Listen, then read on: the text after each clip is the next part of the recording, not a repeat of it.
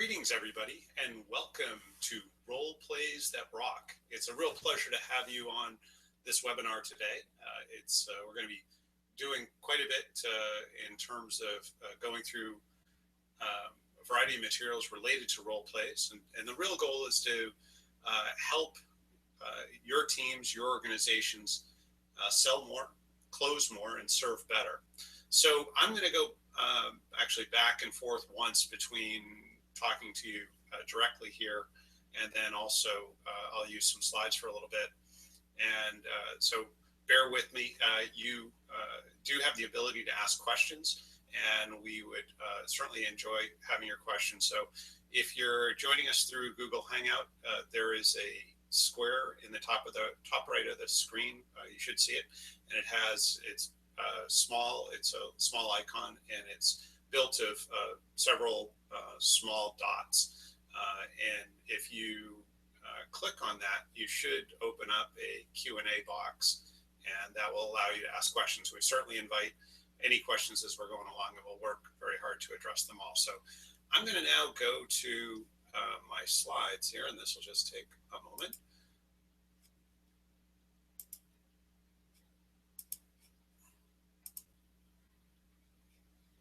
Okay, so let's open up the slides here, and any moment I should be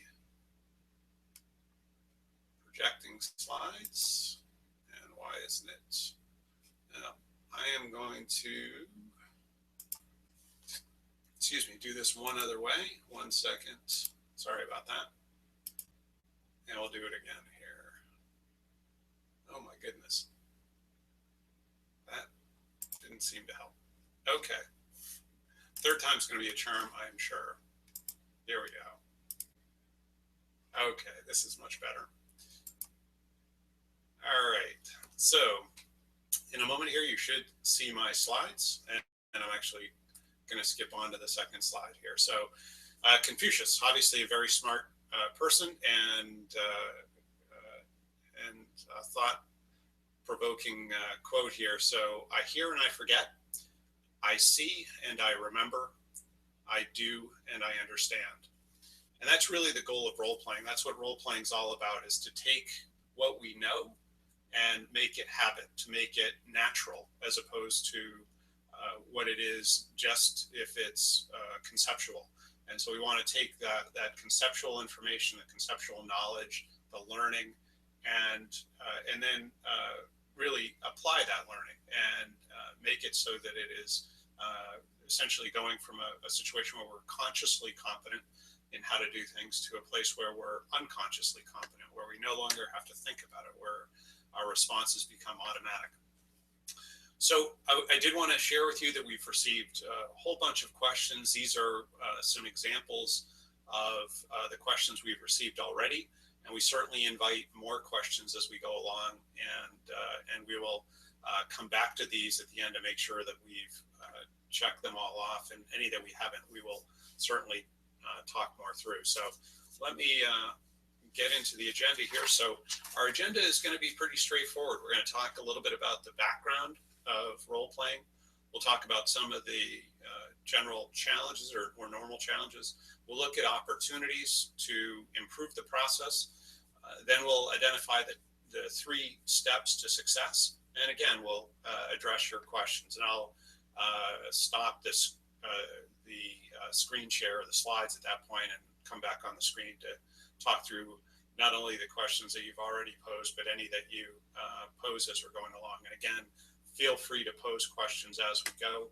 And you should see an icon in your upper right-hand corner if you're in Google to be able to ask additional questions. So a little bit about me. I'm the founder of a company called Test My Pitch, and we've been around now for about 2 years. We have gotten quite a bit of exposure to not only the pitch world, but the role-playing world. Our tool is now being used by several organizations, by many organizations, to help their cohorts, their students, their employees role play in a variety of ways, but essentially it becomes a scenario-based learning. One disclaimer to offer here today is that we've got a variety of interests and backgrounds on the phone, and everything from folks at universities to a variety of economic development organizations to some folks within corporations. And so there certainly our conversation around role playing will be fairly general, and we're more than happy to have specific conversations that would be very customized to your issues, your challenges, your use case. But I think what you're going to find is that a lot of this, what we're going to talk about, will apply. But understand that we're speaking really to a fairly broad audience, so we want to keep essentially the scenarios general enough so that it involves everybody, or it could potentially be valuable for everybody. So just a quick note on Test My Pitch and Score My Pitch are two tools. Test My Pitch, very easy to imagine as Toastmasters taken online. So we create private communities of individuals who work together to develop communication skills. So that could be students, it could be entrepreneurs, or it could be professionals. And the tool helps both on the drafting and feedback side. It very much speeds up and improves that process so that not only do people draft much more quickly and better, but also they get and give much better feedback, because it's all contextual and sort of goal-based feedback. And Score My Pitch is a pitch event judging and feedback system. So it essentially captures the wisdom in the room at any type of communication event, and it's used from entry into programs and judging those to judging all different types of communication events, whether that's within a corporation or out in the sort of the entrepreneurship ecosystem. And certainly glad to chat with anybody more about these, and you'll see my contact information below. So enough about that. Let's get into our topic of role playing. So role playing, it's actually an amazing, really an amazing exercise or opportunity. And the background, if you think about kind of all the places where role playing are and where role playing exists, it really is pervasive. It's everywhere, and it's funny. Where we find it least actually is in business. Of the most common activities, you'll see that role playing is really everywhere. So you look at sports, and obviously on the screen now is a small child playing basketball, but throughout sports, at the very highest level, athletes role play. They practice consistently. They practice pretty much every day, or purposefully rest and retool. But the process of sports is really amazing. I mean, you look at the amount of practice that athletes put into their sport, and it's really pretty cool. So looking at just taking a young child here, one of the most common things that young children do, and this goes from that young age all the way to fairly mature and seasoned athletes, is they practice the end of the event. So in other words, in basketball, it's very normal that you would hear kids in a basketball court counting down like it was the end of the game or the end of the half, 5, 4, 3, 2, 1. And at 1, they release the game-winning shot. And they're role-playing, they're practicing that moment. So if or when they get in that situation in real life, it now is like they've been there before. They've put themselves, they preceded that event and prepared themselves in a way that will make them more comfortable and more confident when they get into that situation, and ultimately more competent when they get into that situation, because they're not just practicing the physical act, they're practicing the mental act as well, that mental preparation, which is so key. That rehearsal is really a big part of it. So looking at rehearsal, and now the image has changed to a gymnast who's dreaming or visualizing being on the balance beam. And so this is a big part of sports as well. And you know, certainly in higher level sports, visualization it could be as much as even a quarter or 30% of an athlete's practice time, is that they're practicing mentally all the steps. And again, so that when they get in that moment, it's like they've been there before, and it's much easier to do something a second, a third, a fourth, and a fifth time. But it's very rare that you get the chance to compete, for example, for an Olympic gold medal. But you can practice it in your head. You can go there in your head every day of the week, multiple times a day. And so not only that physical practicing that athletes do, both sort of working on their physical capability, their dexterity, their strength, their speed, all of those things, but also the mental capacity to be able to handle unique situations, pressure moments, you know, doing the right thing when nothing seems to go right, and the ability to stay focused on the things that you control are all things that are really key for athletes, and very transferable to professional role playing or role playing for professionals. Bobby Knight, the great philosopher, maybe not at the same level as Confucius, but still pretty darn good, said that the key is not the will to win. Everybody has that. It is the will to prepare to win that is important. So the idea that you need to practice to win, and he looked and looks for athletes who are ready to commit themselves and do commit themselves to preparing to win. And that's, for him, the most valuable athlete are those that are ready to role play. They're ready to do the activities that cause the result. So not only is role playing key for sports, but it's also an important component of performing arts. So you look at whether it's ballerina, whether it's a musician, or whether it's somebody on the stage, any of the performing arts also role plays. Their performances are live, and so having that that preparation that allows them to perform at a peak level as they intend to at the first show, the second show, the fifth show, the 20th show, the 100th show, it takes practice. It takes coordination. And it's one thing to do it by yourself, but when you're in an ensemble, it's even more challenging. It's not only your actions being appropriate and on time, but it's also integrating those with the rest of the group. And so making sure that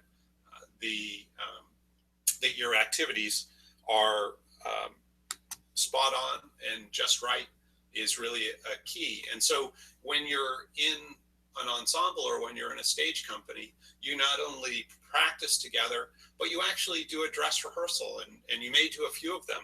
And more often than not, they're in front of a live audience. And so they're doing these practices and they're getting the responses, and they're essentially doing everything but having the first show. They're getting in all the components of success.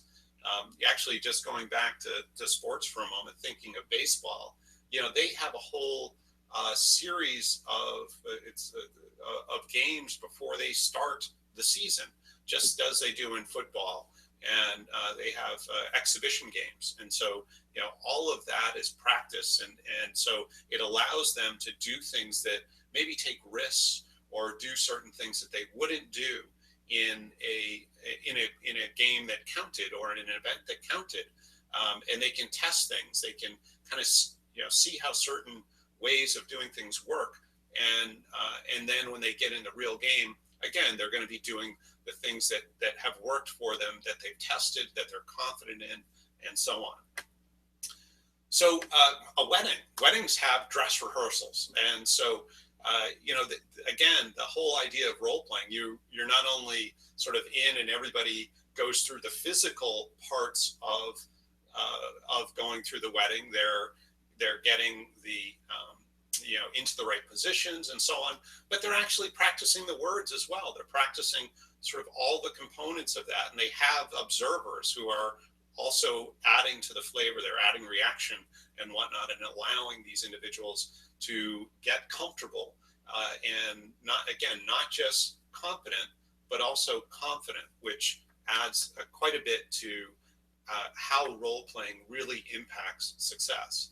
So, one more example on role playing, and for the parents who are watching this, this may be very familiar. So, children don't always behave as we would want them to, and a very normal thing that parents do is they role play activities quite often, frequently, before the activity happens. So maybe we're getting ready to go to Thanksgiving at grandma and grandpa's house, and we're going to role play how, what kind of behavior is going to be desired there. So we might role play scripting in terms of what type of greeting we might do, how we might shake hands, how we might hug, whatever sort of the common convention is. We'll role play that. We'll role play how we eat dinner, and how we say thank you and please, may I, and so on. It's all these things that get role played, and it may happen. It may happen days or weeks before. It may happen on the car ride there. It may happen multiple times in preparation for some of these bigger family events, or bigger school events, or bigger events where we're going to stay overnight at a friend's home. All these things get role played. It might also be when we go out shopping, or food shopping or clothes shopping or any of that stuff. All these things get role played, and ideally, that's putting the child into that moment, that we want them to perform in a certain way, so that when they're actually in that moment for real, it's just like they've been there before, and it's rehearsed. They know how to perform, and so it allows us, if we don't perform, or if they don't perform as we hoped, it allows us to actually come back to that learning, to that lesson, and reinforce it in the moment, and get them sort of back on track. So that rehearsal not only helps drive the positive behavior we're intending, but it also is a reference point to come back to, so that we can draw the child or the individual or the staff member or the entrepreneur to a place where, you'll recall from what we practice, this is what we do.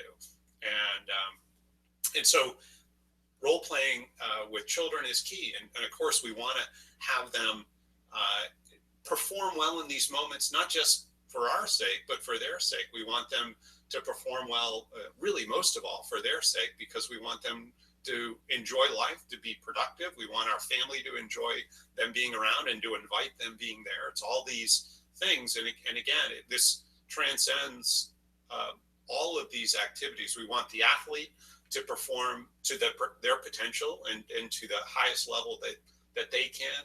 We want the performance artists to perform at the highest level they can, and to find their own success. And we certainly want our staff members, our cohorts and so on, to find their best success as well. And role playing is just a huge, and can be a really, really big part of this. So one of the questions that sort of probably is coming to mind at this point is, how do I find the right practice to performance ratio? In other words, how much do we need to dedicate to practicing versus, essentially getting out on the road, whether we're in our team is in a sales capacity, or they're in a service capacity, or they're entrepreneurs building a business, or students building their sort of resume, and so on. How much practice do we need to do? Well, it's not hard to think that, from some of the examples that we've given, that I certainly have seen in sports where you're going to be, getting pretty normally and without a lot of work to the 30 to 50% range in terms of how much practice to performance athletes have. And that's the formal practice to performance. That's not including the informal practice to performance. So things like where they might go and play their sport sort of more casually, or they might be visualizing, or they might be doing a variety of activities that could also be considered rehearsal or preparation. But a very normal place is sort of 30 to 50 to 1 in terms of practice to performance for athletes. It's probably fairly similar for performance artists. You parents know what it is with children. Certainly, there's a lot of preparation for the big events that we might take our children to.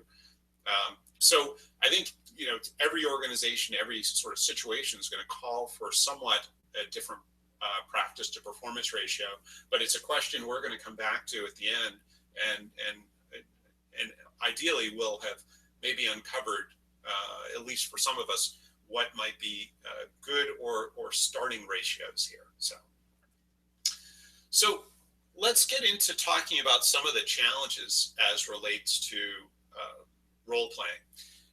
The first, and this I think probably most people can imagine, and that is resistance. And this quite often is what actually keeps us from really even starting down the road of having our team, our individuals begin role playing. Is just, it's something new, it's something different, it's something they're not used to doing, it's something we're not used to doing. And so we are creatures of habit. It's easier for us to not do something than to do something, and it's also highly uncomfortable.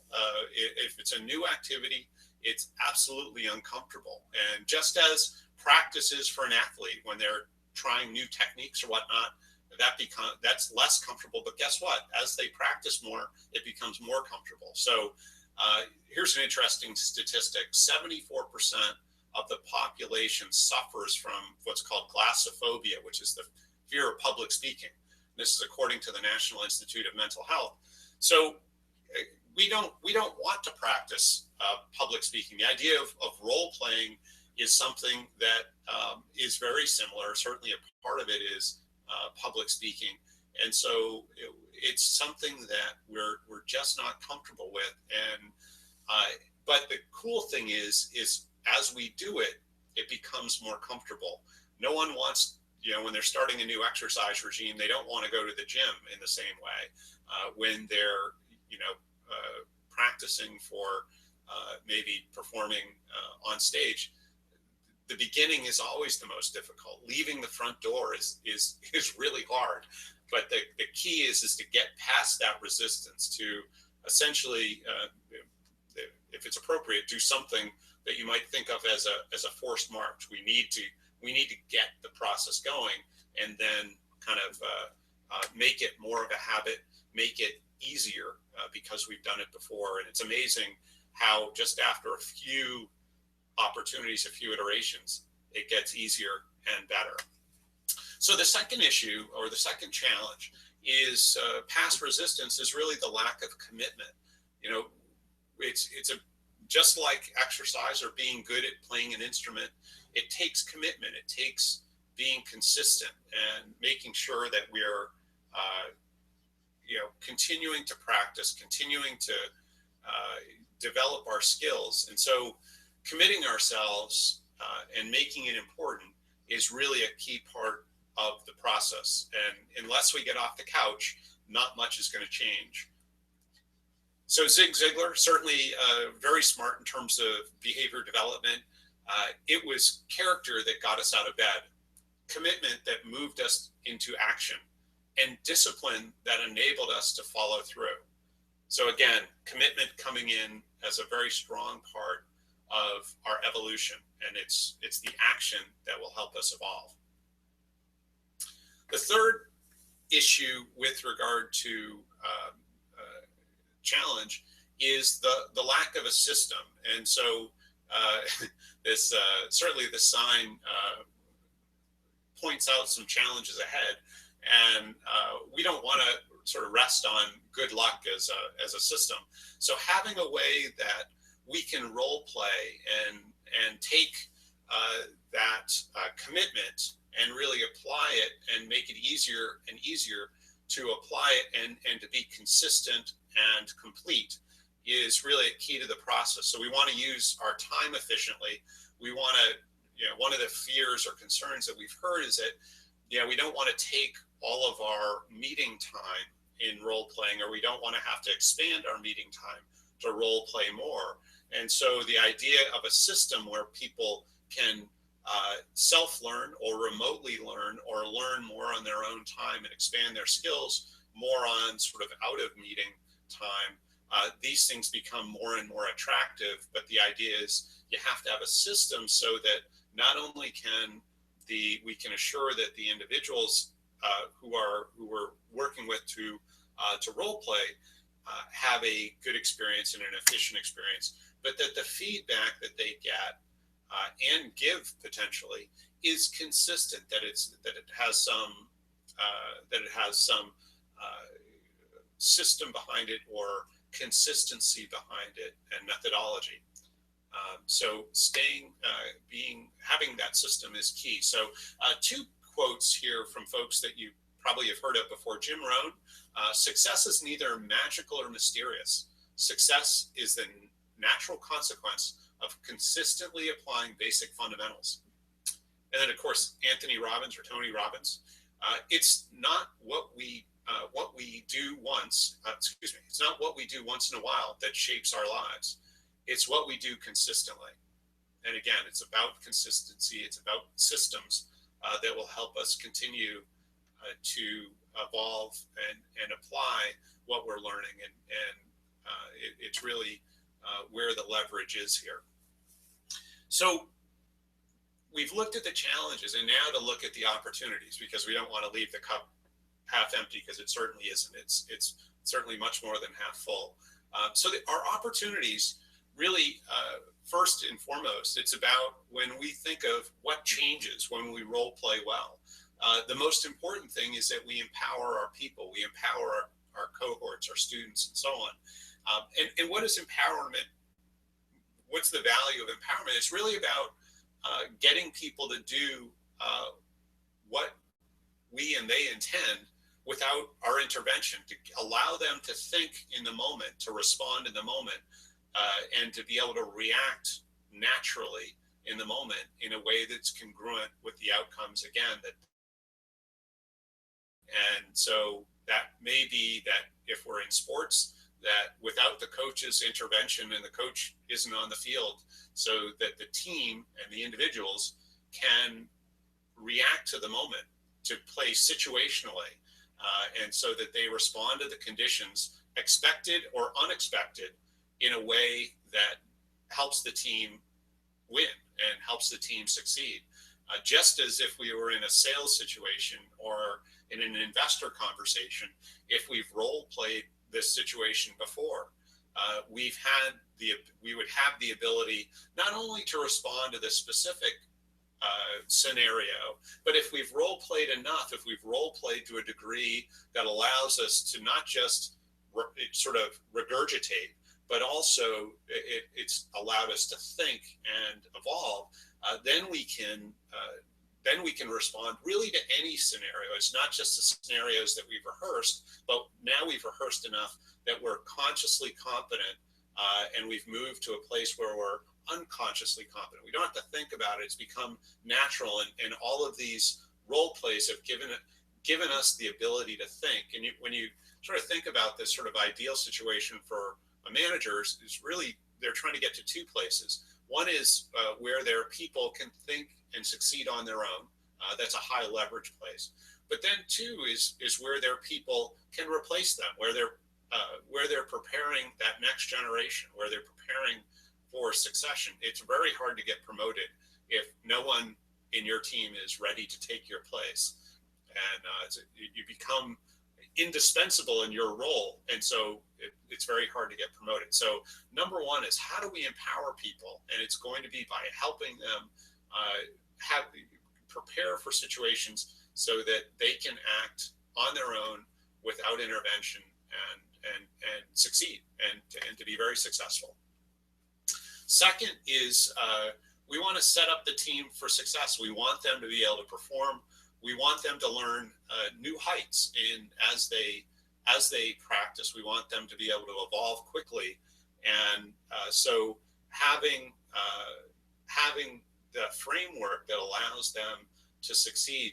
The best that a manager can hope for is that their people get promoted, either to opportunities within their department or out, or even get opportunities outside of the company. It's nice if we can promote people internally, but we want our people to succeed. The best managers want nothing but the best for their people, and that's generally how they retain them, is because they're promoting their people, not just in words, but also through preparation, through committing the time and effort to help their people get stronger and better and more effective.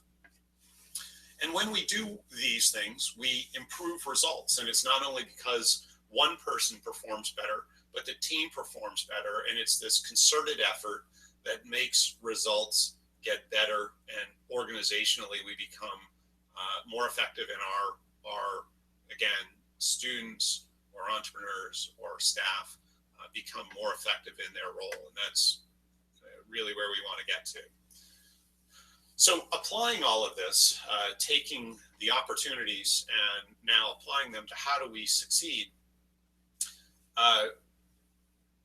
we really want to look at, where are the opportunities here. So this is an interesting quote. So studies show that push training programs only manage to transfer a mere 10 to 20% of the skills to the workplace. Pull learning is a model for the knowledge economy. So pull learning you could think of as scenario-based learning, and obviously push training is really about sharing information with individuals, and this graph might be a better way to understand this. So if we're lecturing or having people read, or we're giving them an audio-visual experience, typically the retention rate is not going to be above 20, maybe 30%. And if we involve them in discussion, then it might go up to 50%. But where the real retention success happens is when we get people, our staff, and so on, to practice, and even stronger when they become the teacher. And so the more we can do that, and this is exactly what role playing allows us to do, is to get people to rehearse the scenarios that we intend, or the scenarios that we expect, so that when they get in those moments, they're able to operate in a way that's congruent with the outcomes that we and they want. And so creating situations where practice and teaching happens, self-teaching, peer teaching, all that, it's really, really key. So what we're really aiming to do is to get to this middle circle, and that's where our team develops the competence and the confidence that we want. In other words, they're able to demonstrate the behavior that we know will lead to success. And this is built on three general pillars. One is that they have to have the knowledge, and they have to have the skills, and of course they need the motivation and attitude in order to be able to develop the competence and confidence. And ultimately, we certainly know people who are competent. They have maybe the background or book knowledge or whatnot that you would think would allow them to be successful. Unfortunately, they haven't practiced enough, and they don't have the confidence. They've never been put in the situations where there's more pressure, or where they might feel more pressure. That might be in front of a customer. It might be in front of a larger audience. It might be in front of influential people. And so they don't have the confidence. And even as good of a confidence as they have, without the confidence, when they get into those moments, they will never perform as we hope. On the other hand, we've also met people and know people who are highly confident without very much competence. And so they get into those moments, and while they can act appropriately and they're confident, they're not stuttering and so on, they have no substance. They don't have the right messaging. They don't have the right tenor. And so unfortunately, that doesn't work very well either. And so we really need the blend of both of these, that competence and confidence together, mesh together, and working together. And that only comes through practice, through role playing and situational development. So step one, in terms of sort of how do we do this and where do we go, is really about orientation. We have to start with it might be a training or a webinar or whatnot, but something that sort of lays the framework, lays the groundwork for individuals beginning the process of role playing. And in that, we certainly need to include what our purpose is, what the objectives are, what the personal benefits for each individual is, and any fundamental principles in terms of what's going to be done. If it's a sales role play, what are our objectives? How do we want to, what's the sort of outcomes that we want in terms of this interaction, and sort of what are the basics of doing it, and then to overview the process in terms of roles of each individual in the role play. And role plays sometimes have two individuals, somebody who is performing and somebody who's giving feedback. Other times they have three individuals. It might be somebody who's performing, somebody who's relating, and it might be that customer or that investor, and then somebody who's observing and giving feedback. So it could be sort of either two or three people in general, or two or three roles in general. But making sure people understand the process, and when they're in each role, what are their goals and obligations? What are they supposed to do when they're giving feedback versus when they're getting feedback? How do they receive feedback versus share feedback? Number two is we go then into the perform and feedback loop, and it's really kind of three stages here. One is to create and perform, and again, that might be a script and then the performance of that script, or it might be a script and videoing, or whatever that might be. But ultimately, it's about creating and performing. And then there's an observation that happens. It could be a self-observation. It could be peer. It could be mentor. It could be alumni. There could be faculty. There are all sorts. It could be supervisor, manager, executives. There are lots of views that an observer could come from. But there's that observation role. And then there's feedback. And it's both about how do we give feedback so that it is most meaningful. And two is how do we receive that feedback so that, number one, we continue to get feedback. And then number two, that we internalize it and understand it well. And there are absolute techniques with each of these. So create and perform, observe, feedback, and it's a continuous loop because our development is ongoing. It's dynamic.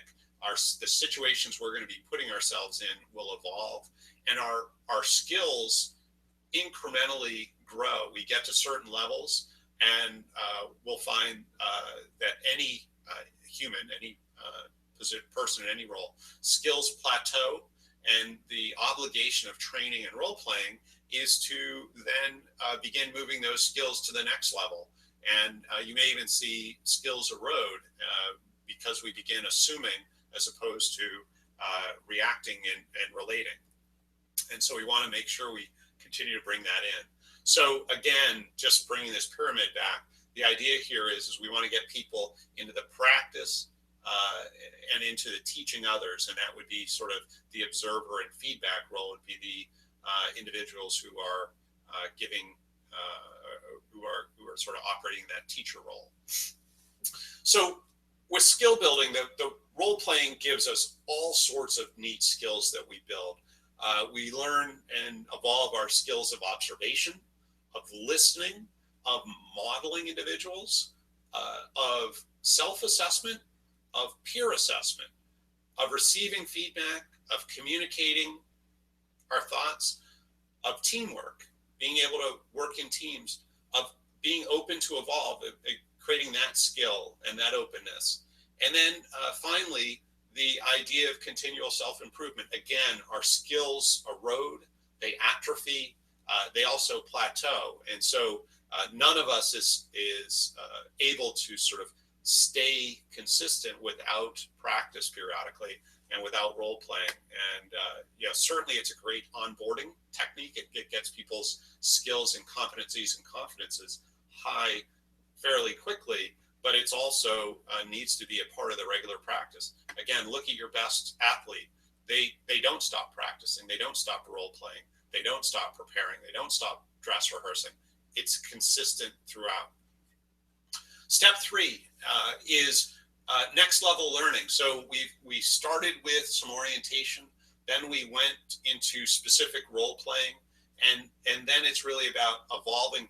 What are we going to do to evolve to next level? So we can add scenarios, we can add complexities, we can have our cohort, our team take leadership roles in developing these things, the more that they're invested in it, the more there's going to be ownership, and the more you're going to remove the levels of resistance that you otherwise might find. So there's a thought about all this, and that is idea climbing. And so, a lot of us are focused on how do we get people to perform at not just a high level, but a level they never expected they could get to.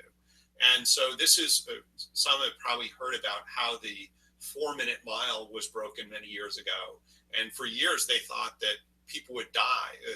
The physicians and whatnot thought that the athletes who were trying to break the 4-minute mile, there were actually theories where people thought the athlete that broke the 4-minute mile would die, their heart would explode, that much the same as probably breaking the sound barrier in airplanes. And in fact, that didn't happen. And in fact, when the first person was able to break the 4-minute mile, suddenly many people fairly quickly, within a matter of days, weeks, and months, then broke the 4-minute mile, because they realized that that time was no longer a barrier, that they were able to sort of get in and do it and take advantage of that. And so idea climbing is all about that. So it's how do we set continually more valuable limits, or in fact remove limits, so that we continue to sort of expand our capabilities without limits. And that's what idea climbing is about, where when we're role playing, we can get ourselves to better and better levels of performance, so that when we get in those moments where we need to perform, where we're in front of that crucial audience, or sort of need to act in a certain way, that we're able to do things that we never thought we could do. And it's more and more because of practice. It's more and more because we put ourselves in those situations in practice, in imagery, and both through sort of physical practice and through mental practice, so that we can get there. So idea climbing, a really key part of what role playing is. So some helpful hints in role playing. The best way that we found is to start simple.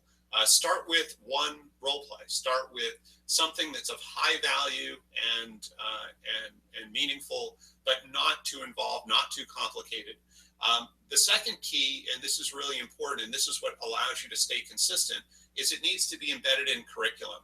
Role playing is, it's really important that it be a part of the curriculum, that, and it may be not, curriculum may not be the right word for some, it may be your program or your methodologies and so on, but it just like going to the gym, it should be a part of everyday activity. And so just like you know, any activity that you would do that would make you successful, the doing role playing and having it a part of that natural expectation will make it much easier to be consistent and therefore successful.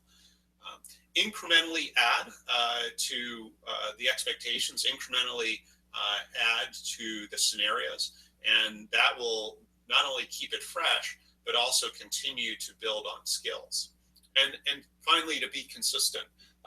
Like anything that we want to do well, consistency is really a hallmark, and we can very quickly improve things that we're consistent with, and it's harder to develop good systems where we're not consistent. To that end, and a way to possibly start simple for some, and the intent here isn't, this isn't sort of a sales pitch, but we did want to let you know that we're actually, in a couple of days, are going to be releasing a promotion for a new program that we're calling Stand Out in 30 Seconds. And we're actually packaging exactly what we talked about with these 3 steps into a program that will be available, and it may be relevant for some of you, but the idea is we'll conduct a webinar, we'll help with the role playing, and we'll also do follow-on webinars, but all around either the development of elevator pitches or around networking self-introduction. So if that's of interest to you, stay tuned. There'll be more information, and hopefully you find it really useful. So Um, so we come back to sort of where we started. What should your practice to performance or perform ratio be? And this is kind of a question that it may be a bit rhetorical because there are different situations out there for each organization. But the key here is that we really want you to begin to think about that. And our recommendation would be to start somewhere. And I would start just like you would if you were going back to the gym after you haven't been there in a while, or getting into an activity that you haven't done in a while. There are two things you want to do. Number one is you want to make sure that that your team is committed to it. So you don't want to overwhelm them, right? We don't want to give them too much weight or ask them to run for too long to begin with. We want to give them a modest exercise, a modest process. And the second is, so we want them to encourage them to come back. And two is we don't want to hurt them. So it's those two things. We don't want to sort of create a situation where they're not encouraged to come back. We want to make it exciting, interesting, and where they see results. And that's why we thought in starting with either an elevator pitch or a self-introduction where it can immediately go into use and they can see benefit, whether it's at their next networking event or out as they're out in the marketplace, but the ability to be able to very articulately in very few words be able to describe what they do or what their goals are or what their value proposition is. We thought whether sort of we work together on that or you do it independently, we thought that would be a really good place to start and help people see reward really quickly and see how well it fits into their sort of their success plan. So our next webinar, and we're going to go to questions next, but I'm actually going to stop the screen share to go to questions. So I wanted to let you know our next webinar is going to be on Thursday, December 17th. It's on listening, the secret to great communication. So the goal is to help your team connect and relate. And so what we're going to be going over are a variety of tools and methods for improving listening skills. And what we found and where most individuals, most organizations are really failing in terms of communication is really at the beginning, is understanding their audience. And so we're going to be talking about techniques for training and teaching your students, your entrepreneurs, your staff, how to listen better, how to listen more effectively, so that when they do communicate, their words resonate better with the audience. So we hope you'll join us for that. We hope you'll share this event with others. So let me go to our questions next. And these are the ones that you all posed. So what I'm going to do is stop the screen share and go back so that you can see me. And I am going to put the questions here in front of me. Any second, I'll be back to my, oops, one sec. And now I can see me. Yeah, you probably could see me before, but anyway, I had to do a couple things. So I'm back. Hope you all are well, and hope you all are still awake. So anyway, so the first question we had was, how do we understand the principles of role playing? So I think we've hit on most of what I'd want to say there. The only thing I would add is that the principles of role playing are really about scenario-based learning. And so the goal is really to get people into situations that we expect them to be in, again, just like we might our children or just like an athlete might, and to give them stimulus to respond to. So we want to challenge them to evolve their communication, evolve their mannerisms and their reaction to those situations in a way that will help them perform optimally, that will help them perform well. And that's a real key. So what I would say with any of these questions is feel free to ping us afterwards or to set up a time to chat. We're happy to go into more detail or talk specifically about your situation. I would also add that you're more than welcome to send us questions. Please use the questioning feature in Hangout or in Google Hangout or in YouTube, depending on where you're watching this from.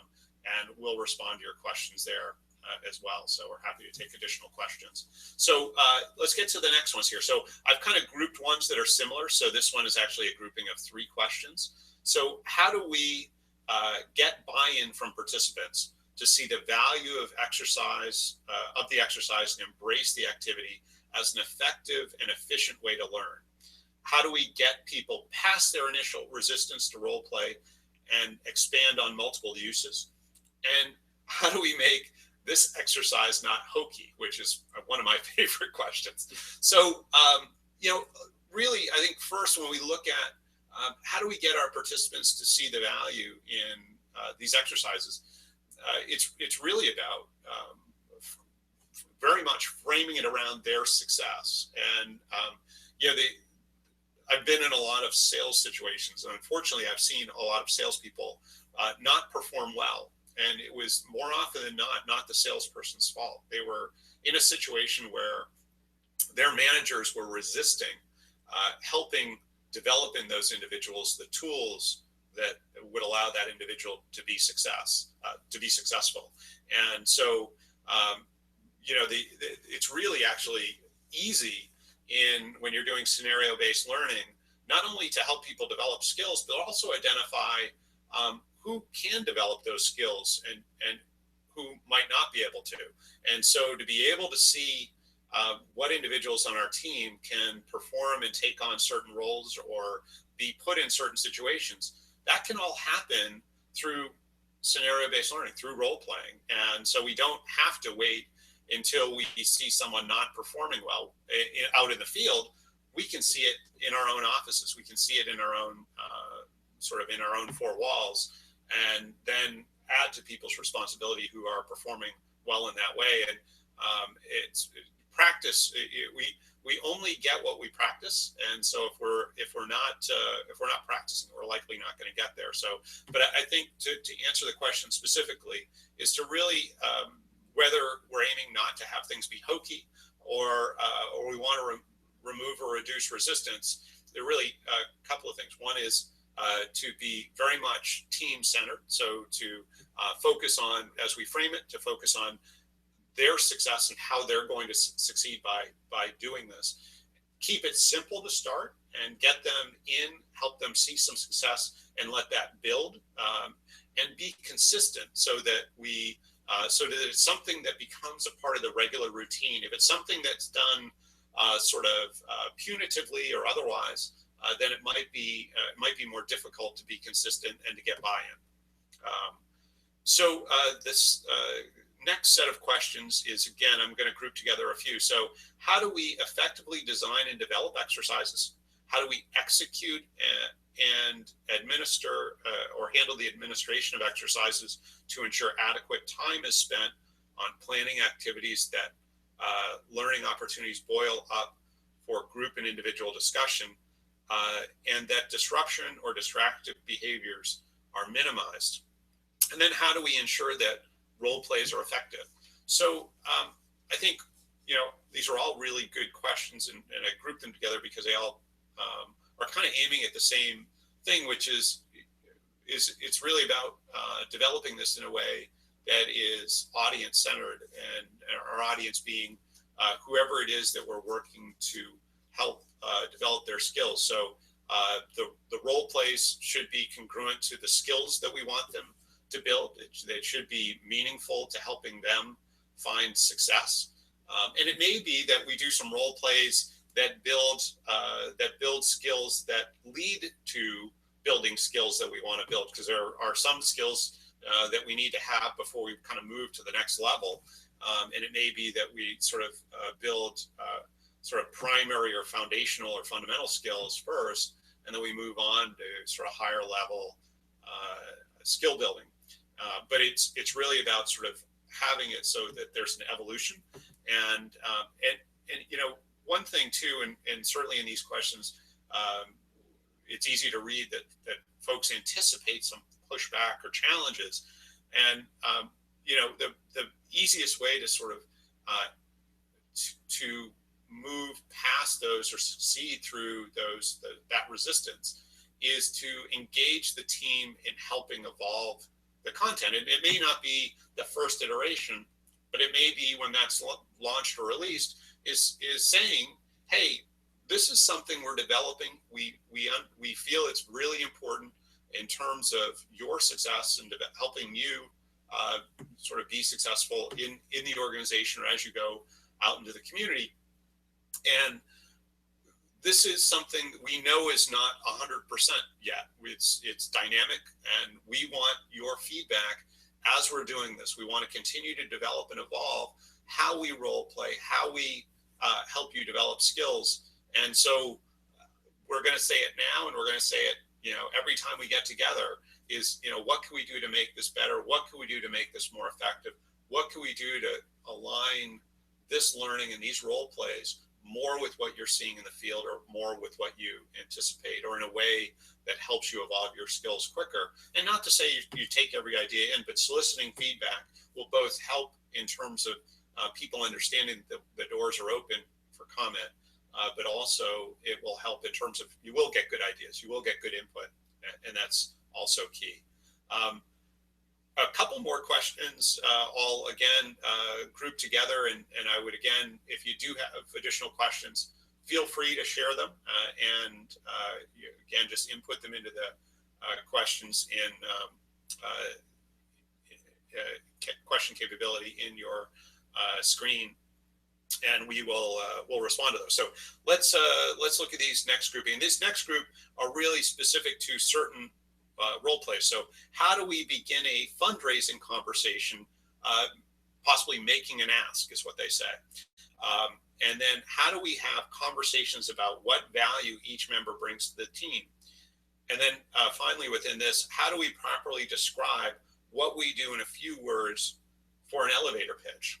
So all of these are sort of evolutionary, how we're going to develop the right way to make an ask, how we're going to develop our ability to have conversations about the value each member brings to the team, or to have the right words to concisely and cogently make an elevator pitch. All of these are, we're going to develop the skill and the right capability incrementally. So the best way to do it is to begin. And that seems really simple, and it may be a flippant answer, but not much happens until we start. And so finding a starting place is key. And as we kind of talked about earlier, starting simple. And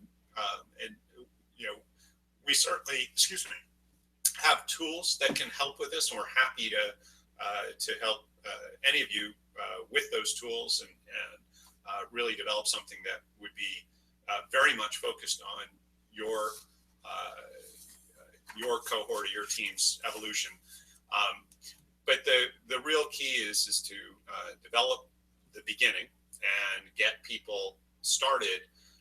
But I think from this, the real realization is that the development, the reason we're role playing is because it takes time, it takes effort to be able to develop skills that we need to be successful. And so, think of somebody who writes.